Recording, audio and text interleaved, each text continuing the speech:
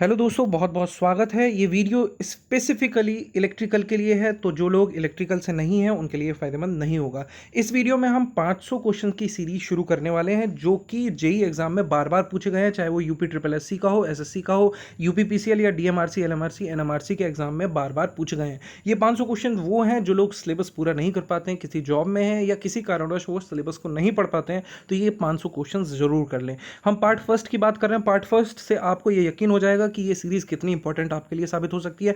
और इस पूरी सीरीज़ के जो पीडीएफ हैं वो हमारे व्हाट्सएप और टेलीग्राम ग्रुप पर आपको मिल जाएंगे, जिसका लिंक जो है वो वीडियो के डिस्क्रिप्शन बॉक्स में दिया गया है। जो लोग नए हैं चैनल को सब्सक्राइब जरूर कर लें, क्योंकि यहाँ पर इलेक्ट्रिकल और जनरल अवेयरनेस, जनरल साइंस से रिलेटेड बहुत सारे वीडियोस अभी तक अपलोड हुए हैं और आगे होते रहेंगे, जिससे कि आपको हर एक एग्जाम में फायदा होगा। ये पार्ट फर्स्ट शुरू करते हैं हम पहले क्वेश्चन के साथ। The commutator of a DC generator acts as, चार ऑप्शन दिए गए हैं। देखिए, डीसी जनरेटर में कम्यूटेटर क्या काम करता है।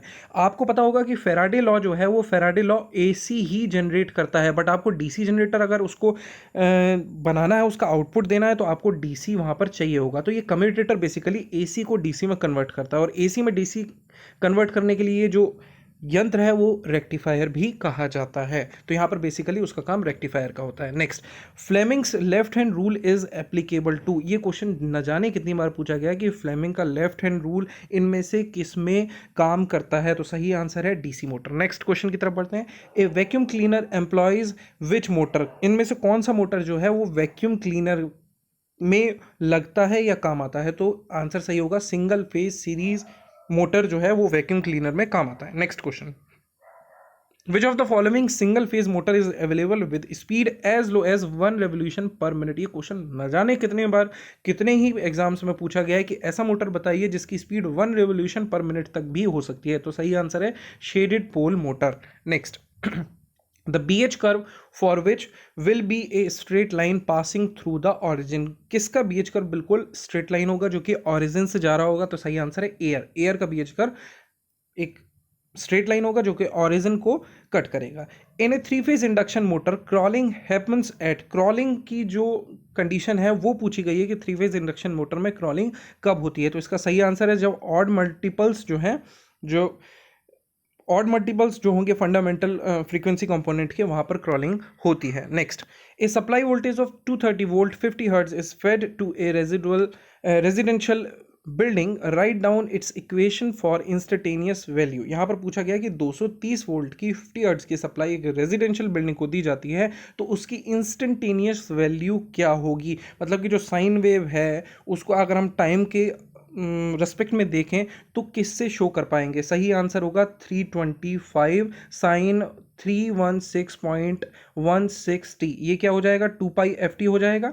आप यहाँ पर पुट करेंगे और ये हो जाएगा √2 इंटू 230, तो आंसर आ जाएगा 325 sine 314.160। Next question, the SI unit of conductivity is, conductivity की SI यूनिट पूछी गई है। आप निकाल सकते हैं रेसिस्टिविटी का रेसिप्रोकल करके। रेसिस्टिविटी आप ρL/A होता है R का, उससे रो निकाल सकते हैं। सही आंसर होगा इसका D, मो अपॉन मीटर। नेक्स्ट, चैनल को सब्सक्राइब जरूर कर लें जो लोग नए हैं अभी।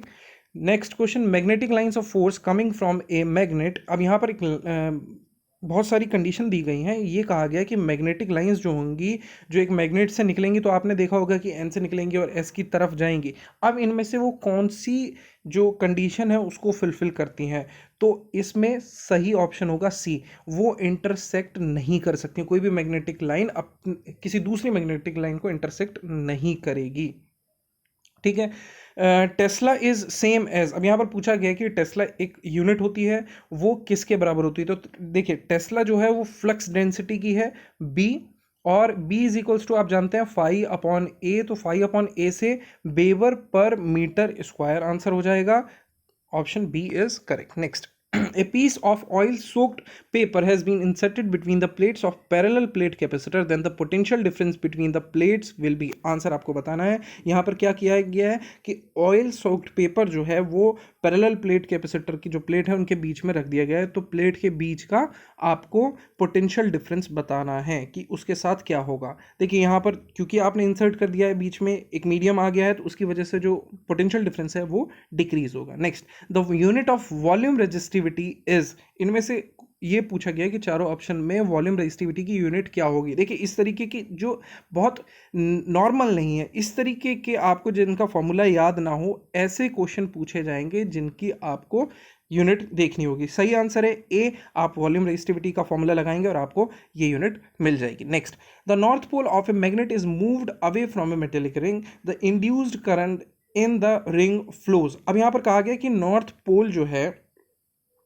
वो एक मेटेलिक रिंग से उसको दूर ले जाया जा रहा है, तो जो करंट इंड्यूस होगा रिंग में उसकी आप देखें तो यहाँ पर डायरेक्शन के बारे में पूछा गया है, तो आपको लॉ लगाना पड़ेगा, थंब रूल से देखना पड़ेगा कि करंट की डायरेक्शन और मूवमेंट दोनों चीज़ों को यहाँ पर देखना पड़ेगा और उससे सही आंसर निकल के आएगा बी, एंटी क्लॉकवाइज होगा। ठीक है, आप लगा सकते हैं थंब रूल, साइड ये हो जाएगा। Next, the reactance of a 1 farad capacitance when connected to a DC circuit is.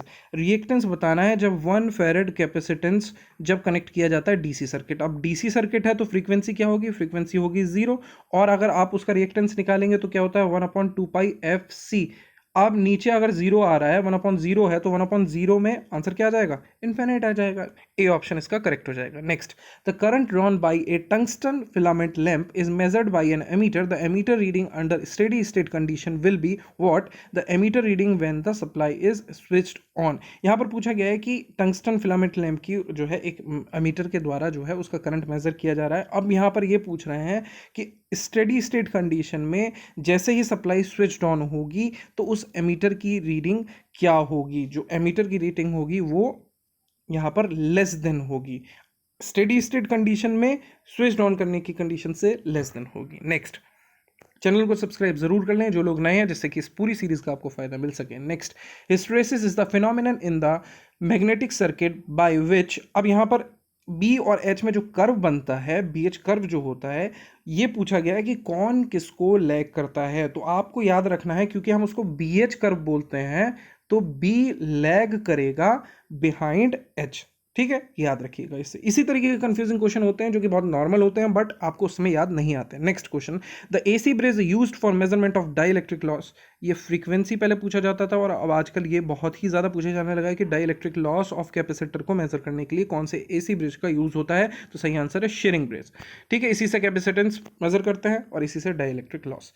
The main advantage of temporary magnets is that we can, यहाँ पर 4 ऑप्शन दिए गए हैं और पूछा गया है कि टेम्परेरी मैग्नेट जो है उसका मेन फायदा क्या है, एडवांटेज क्या है। इन चारों ऑप्शन में से आपको जो सबसे सुटेबल लगता है तो उसका सही आंसर है A, change the magnetic flux. आप टेम्परेरी मैग्नेट से मैग्नेटिक फ्लक्स को चेंज कर सकते हैं। Next, stepped core is used in transformers in order to reduce. Again 4 option दिए गए हैं। अब यहाँ पर पूछा गया कि स्टेप्ड कोर क्यों यूज की जाती है ट्रांसफार्मर में, क्या रिड्यूस करने के लिए की जाती है। तो सही आंसर है वॉल्यूम ऑफ कॉपर। कॉपर का जो वॉल्यूम है इससे कम हो जाता है स्टेप्ड कोर यूज करने से। Next, in an RL series circuit, the phase difference between applied voltage and the circuit current will increase if। Option दिए गए हैं, एक RL सर्किट दिया गया है और उसमें XL और R का इस तरीके से कॉम्बिनेशन बना के ये पूछा गया है कि जो फेज डिफरेंस होगा अप्लाइड वोल्टेज और करंट के बीच में वो इंक्रीज कब करेगा, कब बढ़ेगा। तो उसका सही आंसर होगा जब एक्सेल इंक्रीज करेगा। Option A will be the correct answer. Next, a synchronous motor can be used as synchronous condenser when it is. देखिए ये आपने पढ़ा होगा, सिंक्रोनस मोटर की एक फ़ायदा है कि आप उसको एज ए सिंक्रोनस कंडेंसर भी यूज़ कर सकते हैं, जिससे कि आप पावर फैक्टर में भी इंप्रूवमेंट कर सकते हैं और उसे एज ए कैपेसिटर भी बना सकते हैं, यूज़ कर सकते हैं, जहाँ पर वार कंपनसेशन का टर्म यूज होगी। तो किस स्टेज में होगा, जब सिंक्रोनस मोटर ओवर एक्साइटेड होगा तब आप उसको as a synchronous condenser use कर सकते हैं। Next question, in electrodynamometer ammeter the deflection of the pointer is proportional to. अब देखिए यहाँ पर अलग अलग इंस्ट्रूमेंट आते हैं। यहाँ पर पूछा गया है कि इलेक्ट्रोडायनामोमीटर टाइप ऑफ एमीटर में जो डिफ्लेक्शन होता है पॉइंटर का वो किसके प्रोपोर्शनल होता है। तो सही आंसर है इसका D option, mean square of IRMS जो होता है उसके स्क्वायर के प्रोपोर्शनल पॉइंटर का डिफ्लेक्शन होता है। AC मेजर करने के लिए बेसिकली ये काम आता है। देखिए चैनल को सब्सक्राइब जरूर कर लीजिए अगर आपको ये सीरीज और आगे आने वाले वीडियोस का नोटिफिकेशन मिल सके। Next, in which of the following transformers is the secondary winding always kept closed.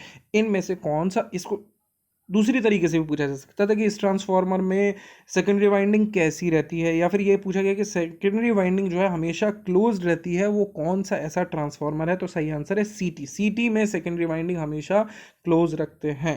Next, commutation condition at full load for large DC machines can be efficiently checked by. Commutation की condition अगर आपको देखनी है full load पर, तो DC machine में कौन सा टेस्ट हम करें जिससे कि वो हम एफिशिएंटली चेक कर सकें। सही आंसर होगा इसका हॉपकिंसन टेस्ट, ये इसलिए काम में आता है। Next, two holes are drilled in the disc on a diameter of energy meter to. दो ड्रिल कर दिए जाते हैं। देखिए, पहले जो मीटर होते थे उनमें इस तरीके से चीटिंग की जाती थी कि उसमें ड्रिल कर देते थे, जो एल्यूमिनियम की जो डिस्क होती थी उस पर आप दो होल बना देते थे। उससे फ़ायदा क्या होता था, यहाँ पर यही पूछा गया है। तो इसका सही आंसर होगा आपका eliminate creeping on no load. यहाँ पर नो लोड की कंडीशन में क्रिपिंग खत्म हो जाएगी अगर आप दो होल वहाँ पर ड्रिल कर देते हैं। जो घूमने की जो आप बंद होती है नो लोड के कंडीशन में, उसमें फिर जो घूमने के बाद जो स्पीड में कमी आती है उससे रिलेटेड है। Next, in moving iron instruments the iron moves in direction to cause.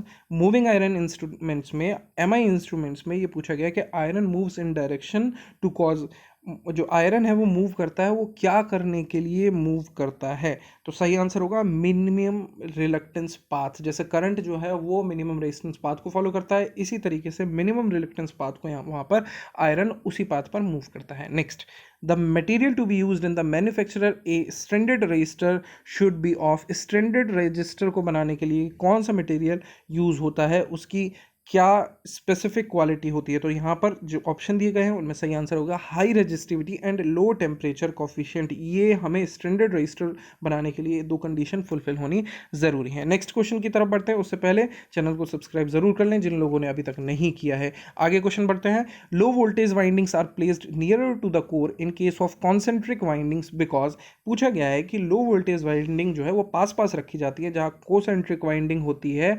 क्यों ऐसा, इसकी वजह क्या है? इसकी वजह यह है क्योंकि वो लो वोल्टेज वाइंडिंग है तो उन्हें बहुत ज़्यादा इंसुलेशन की ज़रूरत नहीं होगी। तो यहाँ पर हम इंसुलेशन की जो रिक्वायरमेंट है उसको कम कर सकते हैं। Next, in a single phase induction motor eight start the two revolving field produces. आपको सिंगल फेज इंडक्शन मोटर का पता होगा कि वहाँ पर हम, क्योंकि आरएमएफ नहीं बन पाता है तो दो रिवॉल्विंग फील्ड्स होते हैं, अपोजिट डायरेक्शन में मूव करते हैं वो। तो उनके बारे में ही चार कंडीशन दी गई है और पूछा गया है कि कौन सी सही है। तो सही आंसर होगा सी, इक्वल और अपोजिट टॉर्क्स होते हैं रोटर कंडक्टर के, जो कि टू रिवॉल्विंग फील्ड्स तैयार करते हैं।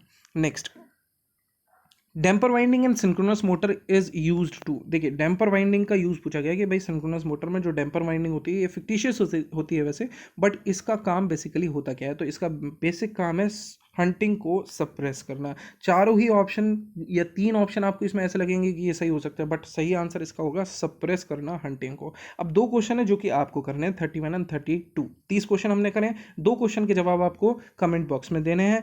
In an alternator the effect of armature reaction is minimum eight which power factor.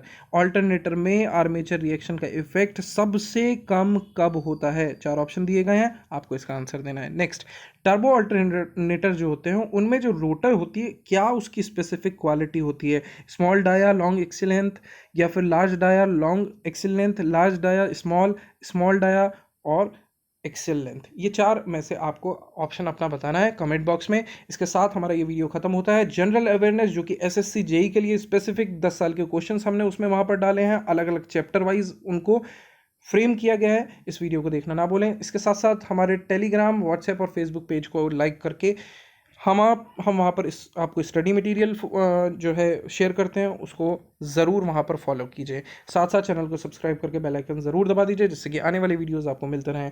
Till then take care, bye bye.